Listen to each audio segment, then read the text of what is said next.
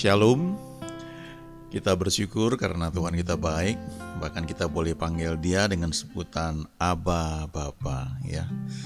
Itu hak istimewa. Memang Alkitab berkata demikian. Kita yang terima Yesus, kita menjadi ciptaan baru, kita diberinya otoritas menjadi anak-anak Allah, ya. Dan karena Dia adalah Bapa kita, tentu Dia rancangan yang baik buat kita senantiasa. Ya, Alkitab berkata God is love, Allah adalah kasih. Dan Yesus juga berkata, jika kamu yang jahat di dunia ini tahu memberi hal yang baik bagi anak-anakmu, apalagi Bapamu yang di surga. Ya. God is good all the time. Aba Bapa, Aba Bapa, Kau segalanya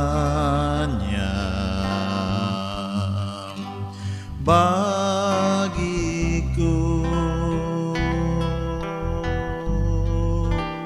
Ku naikkan syukur padamu dengan segenap hatiku, Aba Bapa.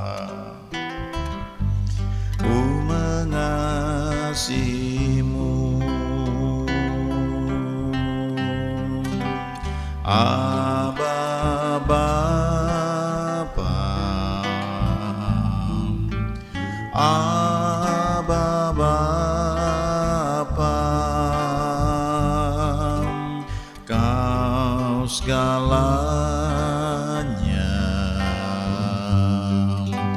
bagiku.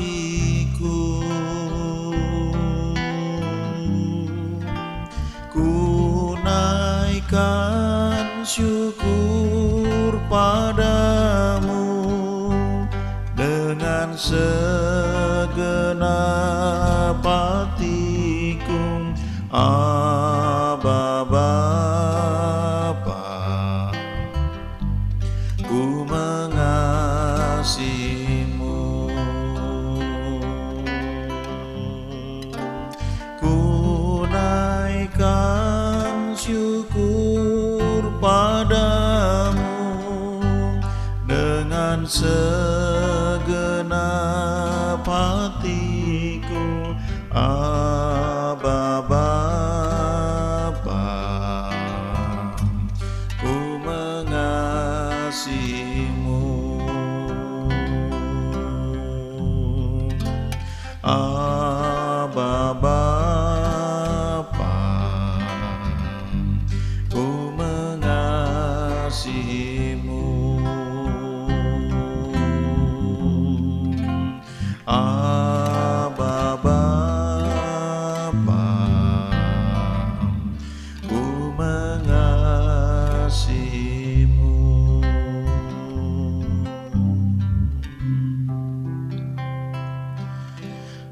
Lagu ini termasuk salah satu lagu yang saya suka, ya. Ini kalau dalam doa kita nggak minta apa-apa, ya. Kita cuma bersekutu dengan Tuhan yang kita panggil sebagai Bapa. Aba Bapa. Aba itu panggilan kepada ayah, ya. Ayah, dedi, papi, ya, babe. Sebutan yang dekat dengan orang tua. Nah, menyadari kasih Bapa kepada kita itu sangat-sangat memberkati, sangat menolong, ya. Kalau kita sedang dalam situasi yang terjepit atau kita sedang sakit, ya, sepertinya kita nggak melihat jalan Tuhan. Kalau kita nyanyikan lagu ini, tentunya Roh Kudus yang menolong kita, ya. Kita akan bisa melihat bagaimana Dia adalah Bapa yang setia. Dia nggak pernah tinggalkan kita. Ada satu kisah di Perjanjian Baru ketika Yesus berjalan di atas air. Kalau teman-teman punya Alkitab di gadget, kemudian teman-teman search ya, cari, ketikan kata-kata berjalan di atas air di kitab Injil, maka di situ ada Matius ya, lalu ada Markus dan Yohanes yang mencatat Yesus berjalan di atas air. Saya suka kadang-kadang kalau ada kayak begitu saya suka menghitung ya. Maka kita akan melihat itu ada 7 kali ya dikatakan berjalan di atas air. Yang 5 itu adalah Yesus. Ya, sementara yang 2 itu adalah Petrus. Ya, menarik ya. Kita lihat ya, saya cek di internet ada banyak gambar ilustrasi yang melukiskan bagaimana Yesus itu berjalan di atas air, kemudian Petrus juga berjalan di atas air, tapi di tengah jalan dia takut, ya, dia mulai tenggelam. Kemudian dia berseru, "Tuhan, tolong aku." Dan Yesus kemudian mengulurkan tangannya dan mengangkat dia, lalu mereka naik ke perahu. Ada banyak gambar, tapi gambar yang saya lihat ini sangat-sangat berkesan ya. Kenapa? Karena kita melihat laut masih bergelora, ya, dan itu gelap. Karena itu kira-kira jam 3 pagi ya, Yesus jalan di atas air. Lalu kita lihat Simon di situ ya, sedang tenggelam dan mengulurkan tangannya. Dan Yesus juga mengulurkan tangannya untuk menarik Petrus ya, Simon Petrus keluar dari air ya, yang dimana dia tenggelam. Lalu murid-murid yang lain sedang melihat, mereka sedang di perahu, mereka melihat kejadian itu, dan ini gambaran yang bagus sekali ya. Nah, kita baca ayatnya ya, ada di Matius, ada di Markus, ada di Yohanes, tapi saya pilih yang di Matius ya. Ini menarik sekali karena disinilah diceritakan bagaimana Petrus jalan di atas air ya. Matius 14 ayat 22 sampai 25 ya, saya bacakan. Sesudah itu Yesus segera memerintahkan murid-muridnya naik ke perahu dan mendahulinya ke seberang. Sementara itu ia menyuruh orang banyak pulang. Dan setelah orang banyak itu disuruhnya pulang, Yesus naik ke atas bukit untuk berdoa seorang diri. Ketika hari sudah malam, ia sendirian di situ. Perahu murid-muridnya sudah beberapa mil jauhnya dari pantai dan diombang-ambingkan gelombang karena angin sakal. Kira-kira jam 3 malam datanglah Yesus kepada mereka berjalan di atas air. Lalu ayat 26 sampai 29. Ketika murid-muridnya melihat dia berjalan di atas air, mereka terkejut dan berseru, "Itu hantu," lalu berteriak-teriak karena takut. Tetapi segera Yesus berkata kepada mereka, "Tenanglah, aku ini, jangan takut." Lalu Petrus berseru dan menjawab dia, "Tuhan, apabila Engkau itu, suruhlah aku datang kepadamu berjalan di atas air." Kata Yesus, "Datanglah." Maka Petrus turun dari perahu dan berjalan di atas air mendapatkan Yesus. Ya, lalu ayat 30 sampai 33. Tetapi ketika dirasanya tiupan angin, takutlah ia dan mulai tenggelam, lalu berteriak, "Tuhan, tolonglah aku." Segera Yesus mengulurkan tangannya, memegang dia dan berkata, "Hai orang yang kurang percaya, mengapa engkau bimbang?" Lalu mereka naik ke perahu dan angin pun redalah. Dan orang-orang yang ada di perahu menyembah dia, katanya, "Sesungguhnya engkau anak Allah." Nah, kita lihat ya satu persatu ya. Ini perikop ini menarik sekali. Saya percaya kita buka hati. Ini satu kisah yang terjadi 2000 tahun yang lalu, dicatat oleh Matius. Dan ini merupakan firman logos ya, yang tercatat ya sebagai pengetahuan.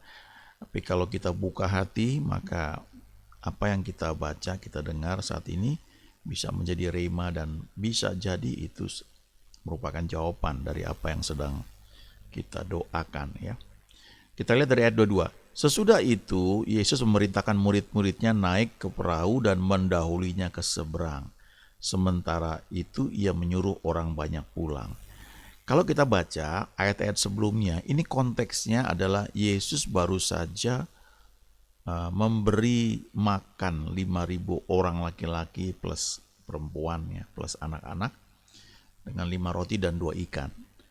Lalu ketika mereka sudah kenyang, ya, lalu orang banyak itu disuruh pulang, murid-muridnya disuruh naik perahu, mendahulunya ke seberang. Ini menarik ya, sebenarnya ketika dia menyuruh mereka duluan jalan, eh, saya nggak tahu apakah murid-muridnya berpikir, oh nanti Yesus akan nyusul pakai perahu lain gitu, barangkali ya. Karena kan ya logikanya gimana gitu ya. Nanti saya nyusul, kira-kira begitu ya. Tapi lewat apa gitu. Mungkin nggak terpikir bahwa belakangan ternyata Yesus jalan di atas air. Nah, kenapa Yesus memerintahkan murid-muridnya naik ke perahu dan mendahulinya ke seberang, lalu dia suruh juga orang banyak pulang? Itu jawabannya di ayat 23 ya. Dan setelah orang banyak itu disuruhnya pulang, Yesus naik ke atas bukit untuk berdoa seorang diri. Nah, ini pelajaran yang penting sekali ya. Yesus itu baru habis melayani ya, dan buat mujizat yang sangat luar biasa. 5.000 orang laki-laki plus perempuan plus anak-anak kenyang makan lewat 5 roti 2 ikan, bahkan ada sisanya lagi 12 bakul ya. Itu pelayanan yang spektakuler. Selesai itu dia naik ke bukit untuk berdoa seorang diri ya, bahkan murid-muridnya pun dia nggak ajak. Dia punya waktu yang pribadi dengan Bapaknya, dia bersekutu sehingga dia itu tidak ditekan oleh keadaan. Mungkin mengalami tekanan, tapi dia tidak mengambil keputusan karena tekanan keadaan. Dia tidak ditarik oleh kesibukan atau oleh desakan orang banyak, tapi dia mengambil keputusan selalu karena dia tahu Bapaknya memerintahkan dia melakukan hal itu. Ini hal penting yang perlu kita ingat ya. Kalau kita ingat dikatakan bahwa barang siapa berkata bahwa ia ada di dalam dia, di dalam Yesus, maka ia wajib hidup seperti Yesus hidup ya. Sering kita dengar mungkin itu ya. Pendeta, gembala ucapkan, kita harus hidup seperti Kristus. Ya, kita harus menjadi seperti Kristus. Kira-kira menjadi seperti Kristus itu yang seperti apa ya? Yesus tidak menikah ya. Dia hanya melayani kurang lebih 3,5 tahun ya. Lalu apakah rambutnya kita tiru? Tentu enggak ya. Tapi apa yang bisa kita pelajari? Apakah kita juga mau belajar untuk lemah lembut seperti dia? Itu pasti ya. Tapi kan bukan kekuatan kita. Nah, kita perlu kesadari itu. Ya. Nah, saya percaya hal penting yang dikatakan kita hidup sama seperti Yesus hidup adalah kita punya hubungan pribadi dengan Bapa Surgawi. Dan kita ini mendasarkan hidup kita mengambil keputusan-keputusan dalam hidup kita, apalagi keputusan-keputusan yang penting, itu karena kita tahu memang Tuhan menuntun kita melakukan hal itu. Lulus sekolah, mau sekolah di mana, kita berdoa, tanya Tuhan. Ya, jatuh cinta, naksir, ya, belum punya pacar, ingin punya pacar, berdoa, tanya Tuhan. Yang mana Tuhan jodoh saya? Sudah pacaran, ya, berdoa bersama, ya sama-sama kapan akan menikah, di mana, berdoa tanya Tuhan. Ya, selalu seperti itu. Ya. Jangan karena tekanan keadaan. Ya, keadaan mungkin bisa menekan kita, tapi pastikan bahwa ketika kita ambil keputusan itu karena Tuhan menuntun kita. Saul ditolak sebagai raja karena desakan orang banyak. Ketika dia lihat orang-orang sudah tercerai-berai, dia ambil keputusan untuk segera mempersembahkan korban yang mestinya Nabi Samuel yang lakukan. Dan itu melanggar perintah Tuhan. Ya. Jadi ini teladan yang sangat luar biasa Yesus tunjukkan. Dan dikatakan di situ ketika hari sudah malam, ia sendirian di situ. Lalu ayat berikutnya, perahu murid-muridnya sudah beberapa mil jauhnya dari pantai. Lumayan jauh ya. Dan diombang-ambingkan gelombang karena angin sakal. Ya. Di bagian lain dikatakan Yesus melihat murid-muridnya susah payah mendayung. Ya, kalau menurut saya itu dalam keadaan gelap begitu mungkin dia melihat dalam vision barangkali ya. Karena kan cukup jauh ya. Ya ini pemikiran saya aja. Lalu kira-kira jam 3 malam datanglah Yesus kepada mereka berjalan di atas air. Nah, saudara, walaupun ini bukan perintah ya, tapi banyak pendoa yang percaya bahwa ketika kita mau berdoa mencari Tuhan, kesungguhan kita itu diuji waktu kita bangun pagi-pagi, kalau kata kita pemazmur, mendahului waktu jaga malam ya. Dan biasanya orang berkata kira-kira jam 3 pagi ya.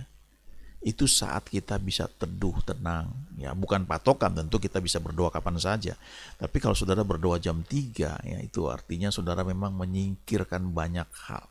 Ketika orang lain sedang tidur, saudara bangun, saudara berdoa, saudara mencari Dia ya.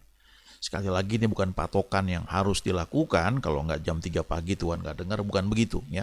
Tapi ini artinya kita mengalahkan banyak hal, yang rasa ngantuk sementara orang lain masih selimutan, peluk guling, tidur dengan nyenyak, kita bangun dan berdoa. Dan karena kehausan yang membuat kita melakukan hal itu, maka seringkali terobosan itu terjadi ya, mujizat itu terjadi. Bukan karena Tuhan pilih-pilih jamnya, bukan, tapi kehausan kita itu, kelaparan kita itu yang menarik apa yang memang Tuhan sudah sediakan bagi kita ya. Ayat berikutnya, ayat 26. Ketika murid-muridnya melihat Dia berjalan di atas air, ya ini Yesus ya, jalan di atas air, mereka terkejut dan berseru, "Itu hantu." Lalu berteriak-teriak karena takut. Tetapi segera Yesus berkata kepada mereka, "Tenanglah, aku ini, jangan takut." Nah, ini yang menarik ya. Saudara bayangkan di dalam perahu itu ada murid-murid Yesus, ya 12 orang ya. Kalau kita anggap yang ikut tuh murid-murid yang Dia pilih itu ya. Dia 12 orang di situ. Dari 12 orang itu yang memberikan respon yang unik itu cuma Petrus ya. Karena dikatakan di ayat berikutnya, lalu Petrus berseru dan menjawab Dia, "Tuhan, apabila Engkau itu, suruhlah aku datang kepadamu berjalan di atas air." Wah, ini mantap ini. Ada orang yang punya ide yang luar biasa, sementara mereka yang lain sedang mendayung dengan susah payah ya, karena melawan angin katanya ya. Lalu lihat orang jalan di atas air dan mereka bilang, "Itu hantu." Dan Yesus bilang, "Tenanglah, aku ini, jangan takut." Lalu reaksi Simon ini yang beda sendiri. "Kalau betul itu Engkau Tuhan, suruhlah aku datang kepadamu berjalan di atas air." Dan Yesus berkata, "Datanglah." Maka Petrus turun dari perahu dan berjalan di atas air mendapatkan Yesus. Nah, saudara, saya ingat ya, ketika pertama kali saya ke Israel, saya diminta jadi pembimbing rohani. Ya, itu menurut saya anugerah ya, grace. Saya belum pernah ke Israel, tapi ketika pertama kali ya, diminta jadi pembimbing rohani, dan guide lokalnya itu ya suka bercanda juga ya. Dan ketika dia sudah membawa kami kemana-mana ya, kemudian ketika kami akan dibawa naik boat ya, naik perahu di Danau Galilea ya, itu danau tapi gede sekali, jadi disebut juga laut ya, karena besar sekali, tapi ya nggak ada hubungan ke laut lepas ya, kecuali lewat sungai. Nah, kemudian guide ini bilang begini ya, "Bapak Ibu, kita sebentar lagi kita akan naik perahu ya di Danau Galilea ini, dan nanti Abuna akan memperagakan bagaimana berjalan di atas air." Ya, dia godain saya gitu ya. Nah, dari situ terus saya ingat, saya dari joke-nya itu ya, lalu saya sampaikan beberapa hal ya. Waktu itu kami di bus. Nah, ini juga yang saya mau sampaikan, yang memang saya dapat ini ketika saya baca buku Seorang Hamba Tuhan ya, sekian tahun yang lalu. Nah, kenapa Petrus bisa berjalan di atas air? Ini yang menarik. Karena diceritakan pernah ada KKR ya di satu negara di Korea Selatan. Lalu terjadi kebangunan rohani yang luar biasa. Lalu sebagian orang-orang yang mau datang ke KKR ya, mereka harus menyeberangi sungai yang sedang meluap ya. Dan kemudian ketika mereka nggak melihat ada perahu atau ada jembatan, lalu mereka tiru ini ya. Karena Petrus bisa jalan di atas air, mereka melangkah dengan iman dan mereka masuk ke dalam sungai dan mereka hanyut ya. Tapi di sisi lain, kalau saudara pernah baca buku Like a Mighty Wind atau Seperti Tiupan Angin Badai, itu cerita tentang kebangunan rohani yang terjadi di Timor ya. Di Kupang, di Soe, bagaimana banyak mujizat terjadi pada tahun 60-an, Dan Tuhan bangkitkan di sana salah seorang hamba Tuhan namanya Meltari, yang kemudian jadi penginjil dan tinggal di Amerika. Nah, Meltari ceritakan kisahnya ini dan dibukukan dalam bahasa Inggris. Setelah itu baru diterjemahkan ke bahasa Indonesia. Jadi buku itu diterbitkan di Amerika ya, dalam bahasa Inggris. Nah, diceritakan di situ salah satu mujizat yang terjadi adalah ketika ada rombongan tim yang mereka yakin mereka harus melayani di satu desa, sementara harus menyeberangi sungai yang sedang meluap karena banjir, tidak ada jembatan, nggak ada perahu. Lalu pemimpinnya berdoa dan yakin bahwa dia harus melangkah ya. Dengan taruhan memang bisa kecemplung ya. Dan memang terjadi mujizat ya, berjalan di atas air dan mereka sampai di seberang dengan selamat ya. Nah, tapi pertanyaannya kenapa yang di Korea itu nggak ngalamin ya? Nah, lalu hamba Tuhan yang saya baca bukunya ini dia cerita ya, kalau di Alkitab ya, di Perjanjian Baru dalam bahasa Yunani itu ketika Tuhan berkata ya, kalau firman Tuhan itu dalam bahasa aslinya itu ada dua kata yang digunakan ya. Ada yang namanya logos dan ada yang namanya rema. Logos itu firman yang tertulis ya, yang kita baca, ini logosnya. Logos itu benih firman yang kita dengar waktu dibagikan. Tapi pada saat-saat tertentu firman yang kita baca, kita dengar itu bisa berubah menjadi rema. Nah, rema ini firman yang pribadi sifatnya, berlakunya itu pada saat tertentu hanya untuk orang tertentu. Dalam hal ini Petrus itu ketika dia bilang, Tuhan apabila engkau itu, suruhlah aku datang kepadamu berjalan di atas air. Dan Tuhan bilang, datanglah. Lalu Petrus turun dari perahu dan berjalan di atas air mendapatkan Yesus. Kenapa dia bisa berjalan di atas air? Karena dia mendapatkan rema dari Yesus pada saat itu. Dan dia lakukan dalam ketaatan.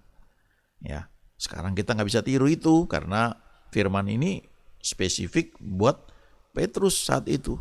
Tapi bisa saja di satu kesempatan entah di mana tiba-tiba dibutuhkan kita mesti menyeberang misalnya di satu daerah, nggak ada jembatan, nggak ada perahu, dan bisa saja tiba-tiba ada rema. Dan tentu kalau dapat rema ya diperlukan keberanian untuk melakukan hal itu. Tapi kalau saudara dapat firman rema, disitulah terjadinya mujizat. Ya, ingat di kesempatan lain ketika waktu itu Simon ya dengan teman-temannya sudah semalaman cari ikan nggak dapat, lalu Yesus pinjam perahu Simon, itu ceritanya di Lukas 5. Lalu setelah selesai dia bilang sama Simon, sekarang bertolaklah ke tempat yang dalam dan tebarkan jalamu. Nah itu rema ya. Dan ketika dilakukan, ikannya banyak ditangkap. Juga di Yohanes ya, di pasal 21 kalau nggak salah ya, 20-21 ya, itu murid-murid cari ikan semalaman nggak ada hasilnya. Lalu Yesus berkata dari pantai, tebarkan jala di sebelah kanan perahumu, maka akan kamu peroleh. Nah, kalau orang yang pakai logika, kenapa mesti di kanan sih? Kan kiri bisa juga, kan jaraknya dekat. Ya. Nah, perintahnya ke kanan, ya itu rema. Nah, rema itu bagian kita ya taat aja, lakukan, no question, ya. Jangan berdebat gitu, lakukan saja. Kecuali nggak bisa dia lakukan, kan ini bisa kan? Cuma tinggal mau taat apa enggak, ya. Nah, kalau saudara sering berdoa ya, mendengar, mendapatkan rema, saudara ngerti itu. Ya, itu sebabnya ya saya kenal ya teman-teman yang ketika mendapatkan tuntunan Tuhan, mereka nggak banyak cakap ya, mereka lakukan saja. Orang lain nggak perlu tahu. Tapi kadang-kadang memang orang lain bisa bertanya ya, macam-macam ya. Kenapa mesti doa di situ? Kenapa nggak di tempat lain gitu ya? Itu masalahnya memang rema ya. Nah, jadi sebenarnya Petrus ini jalan, ada hamba Tuhan bilang, bukan jalan di atas air, tapi jalan di atas perintah Yesus. Ya. Nah, saudara, ini sebenarnya luar biasa ya. Kalau kita mendapatkan rema, itu mujizat terjadi di situ. Waduh. Ya, saya suka encourage teman-teman ya. Kalau mau memberi persembahan, coba berdoa, tanya Tuhan. Ya, belajar mendengar suara Dia. Dan kalau saudara taat, saudara memberi bukan saja karena memang ada firman mengajarkan berilah maka kamu akan diberi, itu tentu berlaku ya.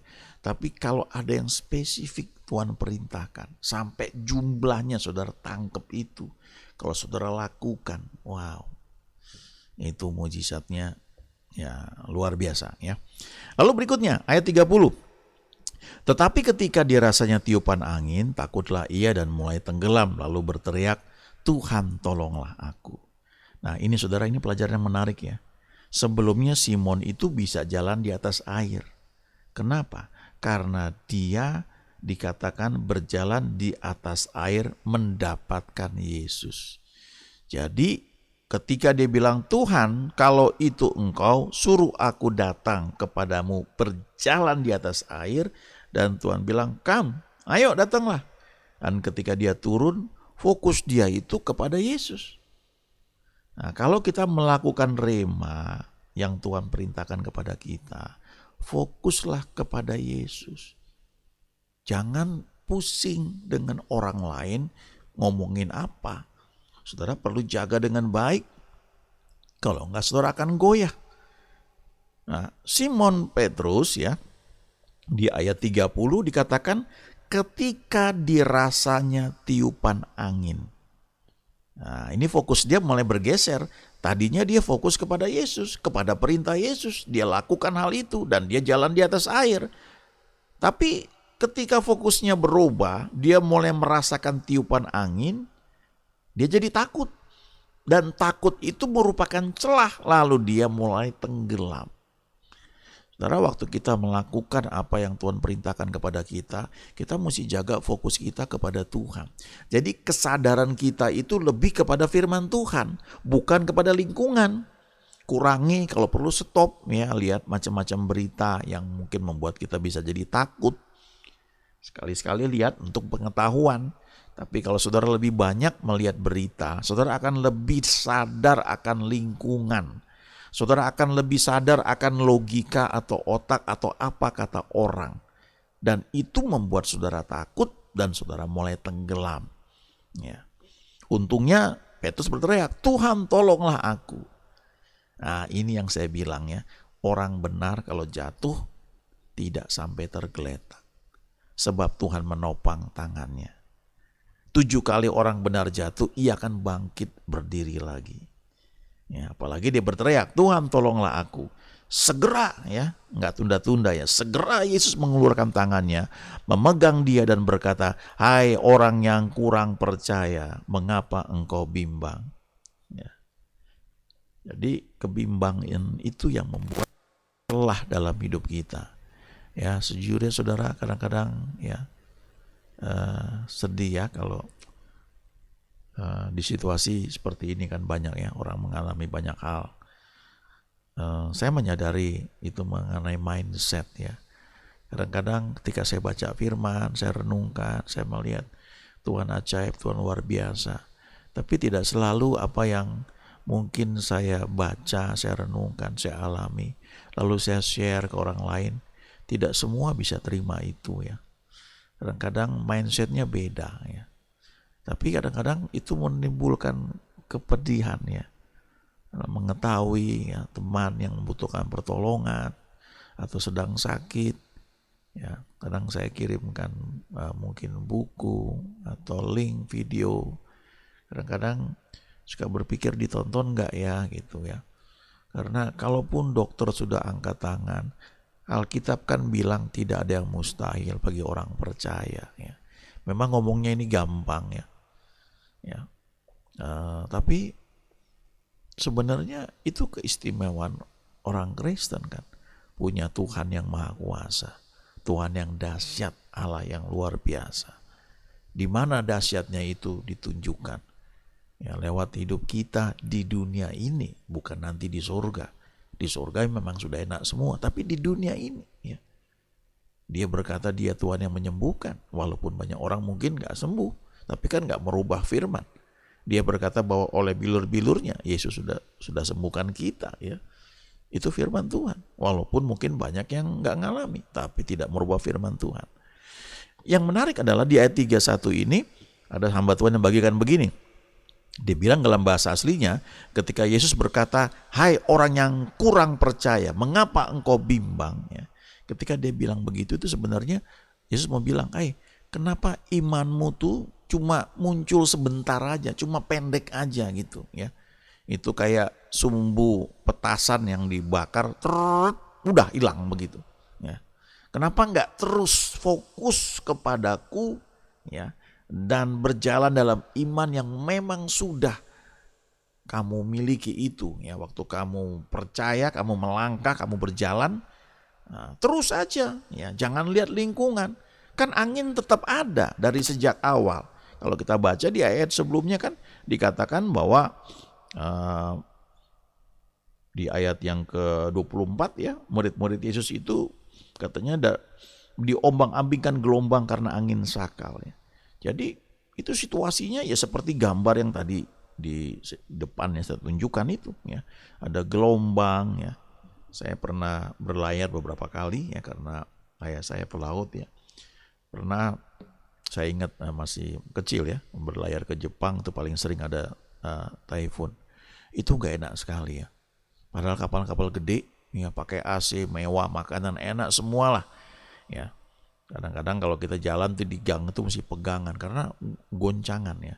Itu belum topan badai, hanya ombak aja. Dan itu nggak enak ya. Tidur pun pusing kepala itu. Kalau ke toilet ya, mau buang air kecil, buang air besar tuh ada pegangan untuk kita bisa aman gitu. Nah itu bukan hal-hal yang enak begitu ya. Jadi ya sedikitnya saya kebayang lah seperti apa itu ya. Nah dalam kondisi seperti itu ya, ketika Simon Petrus berkata, "Tuhan, suruh aku jalan di atas air mendapatkan engkau." Itu anginnya masih ada ya. Ombaknya masih ada. Mereka terombang-ambing. Dan ketika Petrus jalan di atas air mendapatkan Yesus, ombaknya juga masih ada, masih sama. Cuma masalahnya fokusnya Petrus ini berubah tadinya kepada Yesus, kepada perintah Yesus. Lalu bergeser dirasanya tiupan angin. Dan dia mulai takut dan dia mulai tenggelam. Tapi ingat ya, Tuhan kita panggil dia tadi ya, lagu itu Aba Bapa ya. Dia menolong kita ya. Lalu mereka naik ke perahu dan angin pun redalah. Dan orang-orang yang ada di perahu menyembah dia, katanya, "Sesungguhnya engkau anak Allah." Teman-teman, kita lihat teladan Yesus yang dia buatnya sebelum ini terjadi, yaitu dia bersekutu dengan Bapanya. Jadi dia tahu pasti dia berjalan dalam tuntunan Bapanya. Ketika kita pelayanan ya teman-teman yang melayani ya, kadang-kadang banyak hal terjadi ya.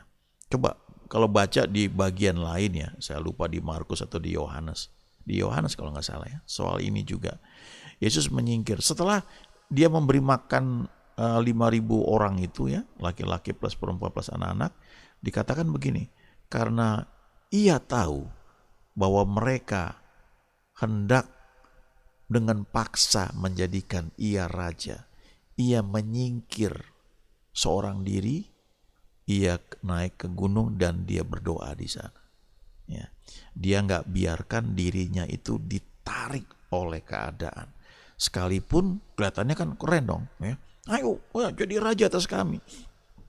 Itu kalau saya terjemahkan sekarang kira-kira begini ya, saudara melayani, lalu mujizat terjadi dan orang-orang, "Wah luar biasa, ayo Pak, ayo jadi pendeta kami, jadi gembala, ayo ya buka kebaktian baru lagi, ayo ini Tuhan bekerja." Nah, bukannya berarti itu salah, tapi kalau kita belajar dari teladan Yesus, dia berdoa seorang diri, dia teduh supaya dia bisa tahu pasti bahwa apa yang dia lakukan selanjutnya itu ada dalam tuntunan Bapanya. Ya. Jadi waktu dia jalan di atas air, dia punya damai yang luar biasa. Ya. Dia tahu pasti. Ya. Ingat dia ketika datang ke dunia, Alkitab berkata, dia menanggalkan keilahiannya. Dia menjadi sama dengan manusia, sama seperti kita. Dan dia tunjukkan bagaimana bisa berjalan dalam tuntunan Bapa dan mengatasi banyak hal. Ya, termasuk jalan di atas air. Nah, Petrus sebenarnya sudah hal yang luar biasa ya. Kemudian dia jalan di atas air, tapi masalah di tengah jalan fokusnya hilang ya.